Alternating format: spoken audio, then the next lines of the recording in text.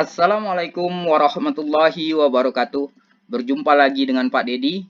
Pada video kali ini kita akan membahas kupas tuntas pemberkasan PPG dalam jabatan tahun 2021. Lalu bagaimana bagi guru yang telah lulus pretest 2017 dan 2018? Apakah ikut pemberkasan?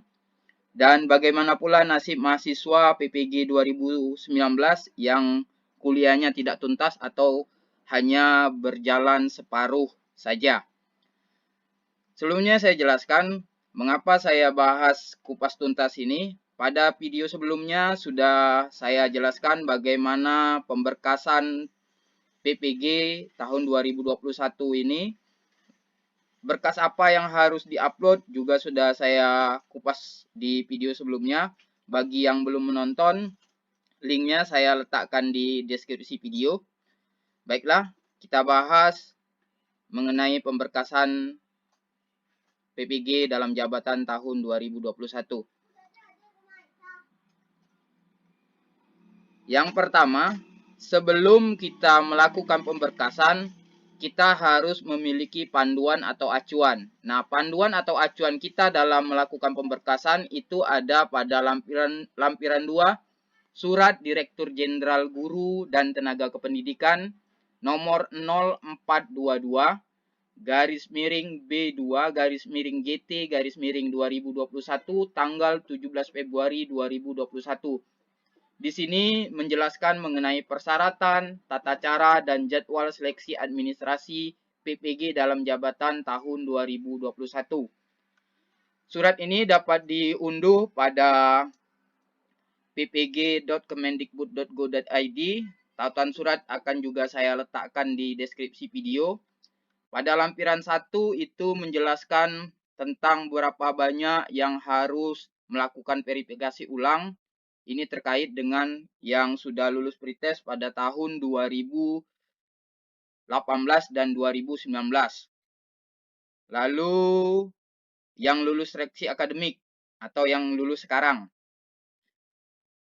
Kita akan kupas tuntas mengenai syarat yang ini, persyaratan administrasi. Ini yang banyak menjadi pertanyaan kawan-kawan guru pada video saya yang sebelumnya. Di sini sudah dijelaskan secara detail sebenarnya. Jika kita membaca dengan detail, insya Allah kita pahami apa yang diminta atau yang harus kita unggah. Baiklah, kita bahas satu persatu. Yang pertama itu hasil pindai scan ijazah S1 atau D4 asli atau fotokopi legalisir perguruan tinggi bagi mahasiswa yang memiliki ijazah S1 dari luar negeri melampirkan surat penyertaraan dari Ditjen Dikti. Ini sudah cukup jelas. Saya pikir tidak perlu dijelaskan. Ini ya ijazah S1 yang harus kita pindai. Kemudian yang kedua ini adalah hasil pindai scan atau scan SK pengangkatan pertama asli atau fotokopi legalisir Dinas Pendidikan Provinsi atau Kabupaten Kota. Ini bagi yang dilegalisir ya. Jadi di sini jelas kita bagi terlebih dahulu ada GTT. GTT ini adalah guru yang mengajar atau honor di sekolah negeri. Jadi ini SK awal GTT dari sekolah. Itu yang harus dipindai. Lalu ada GTY. Ini guru tetap yayasan. SK awal pengangkatan oleh yayasan. Jadi SK pengangkatan oleh yayasan, bukan oleh kepala sekolah. Namun jika ketua yayasan kita baru diangkat misal di atas tahun 2015, namun menjadi guru di bawah tahun 2015, maka kedua surat tersebut harus kita lampirkan kedua-duanya, kita kumpulkan. Jadikan satu saja, jadi filenya kita gabung jadi satu, SK pengangkatan awal kita sebagai guru, lalu SK pengangkatan oleh ketua yayasan. Kemudian bagi PNS itu SK CPNS. Kemudian bagi PNS tahun 2021 yang baru saja dilantik, itu adalah SK awal pengangkatan ketika masih GTT atau GTY dulu. ataupun guru dulu waktu di sekolah awal yang diangkat di bawah tahun 2015 dan SK CPNS sekarang yang tahun 2021. Kemudian catatan terkait TMT pada SIM PKB bagi PNS yang TMT tertera di atas 2015 ini termasuk rawan. Oleh karenanya lampirkan juga SK GTT atau GTY awal di bawah tahun 2015. Karena kita ketahui sebagai syarat peserta PPG itu di awalnya sekali adalah guru yang mengajar di bawah tahun 2015. Kemudian demikian juga bagi GTT atau GTY yang mengalami pindah sekolah, sedangkan TMT pada SIM PKB masih di sekolah lama. Jadi lampirkan juga SK di sekolah awal yang di bawah tahun 2015. Jadi kedua-dua SK itu dilampirkan. Kemudian yang C ini merupakan hasil pindai atau scan SK pengangkatan atau kenaikan pangkat 2 tahun terakhir, yaitu tahun ajaran 2019-2020 atau tahun ajaran 2020-2021.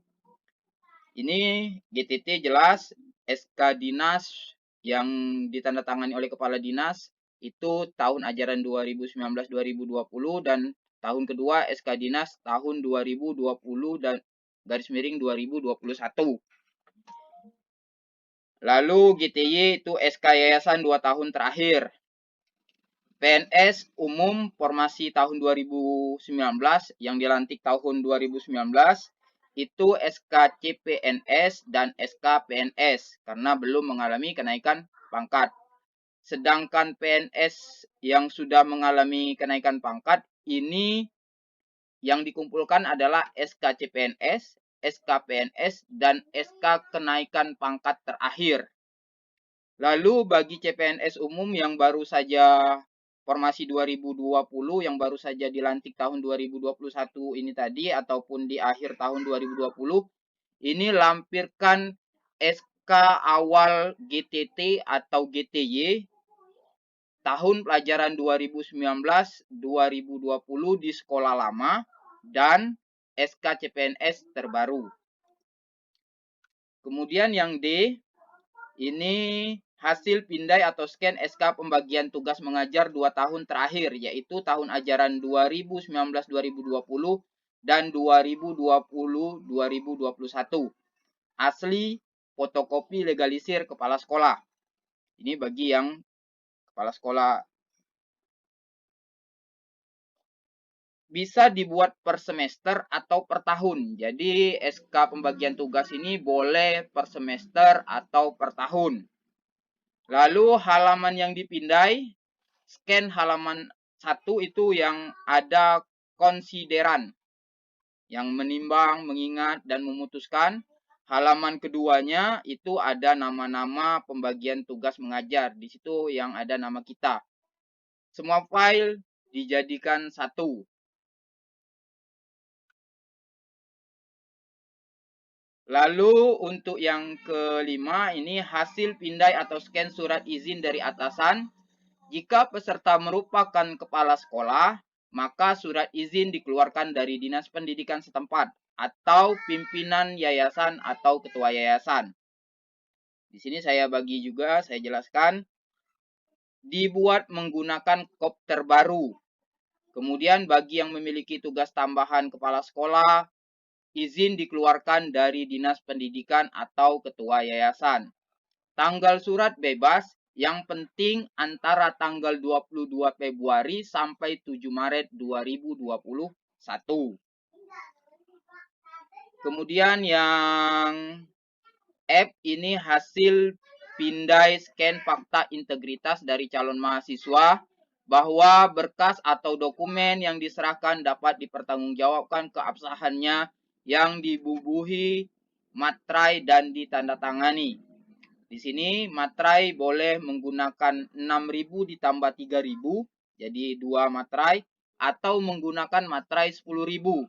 Tanggal surat bebas yang penting antara 22 Februari sampai 7 Maret 2021. Catatan penting, berkas dipindai atau di-scan adalah berkas asli, kecuali berkas yang asli tidak ada, baru fotokopi namun harus legalisir. Kemudian berkas dipindai atau di-scan dalam format PDF maksimal ukuran 1,5 MB. Lalu setelah dokumen diunggah secara online pada SIM PKB, nanti akan ada pengumpulan berkas secara fisik berupa fotokopi yang dilegalisir. Bagi yang lulus pretest 2017 dan 2018, itu sudah pernah pemberkasan, juga akan tetap diminta mengumpulkan berkas. Namun saat ini proses pengalihan dari Sergur ID ke SIM PKB. Jadi kalau sebelumnya kita mengumpulkan berkas itu, informasinya dari sergur.id, namun sekarang ke SIM PKB. Jadi kawan-kawan itu harap bersabar, sekarang lagi proses pengalihan dari Sergur ke SIM PKB. Pada lampiran 1, surat tersebut ada 14.024 orang yang diminta mengumpulkan berkas ulang. Rekening bank boleh bebas. Lalu informasi tambahan ini bagi yang sudah pernah mengikuti PPG tahun 2019 namun tidak menyelesaikan sampai akhir.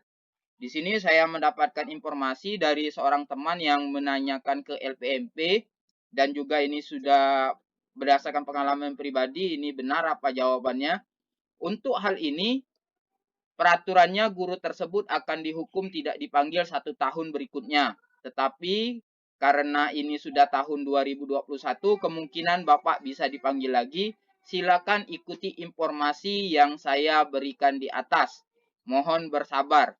Jadi ini pengalaman saya pribadi, saya PPG 2018 saya separuh menjalani daring namun batal berangkat ke kampus.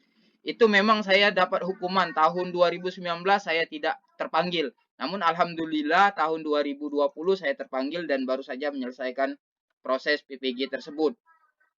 Kemudian ini ada tanggal-tanggal penting yang perlu Bapak Ibu guru hebat sekalian ingat.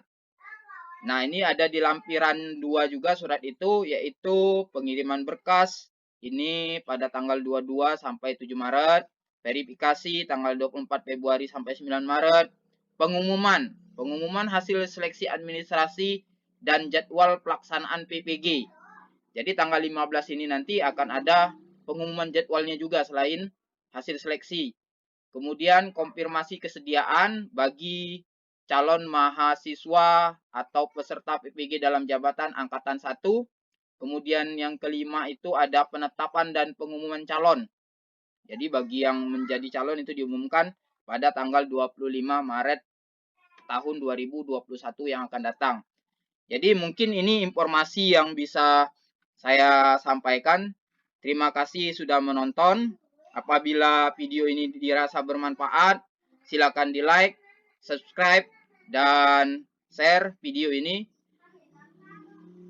Terima kasih. Bila bisa bilhaq, wastabikul khairat. Wassalamualaikum warahmatullahi wabarakatuh.